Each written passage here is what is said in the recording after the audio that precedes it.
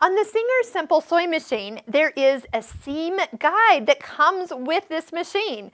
Actually, something I was pretty impressed with, that it was included, and I do use this actually more than you realize. So on a sewing machine, there's usually marks on the throat plate to help you guide your fabric for the right seam allowance. Seam allowance is the distance between the needle and the edge of the fabric. On some patterns, it might say 1/2 inch, others might say 5/8, an inch. It will tell you what that seam allowance is. So if you want to help out and have this kind of help keep aligned on the right line, or if you're doing multiple lines in the fabric, you won't be able to see those lines at all. So having the seam guide is a great feature. Then you don't have to mark all the lines that you're about to sew on.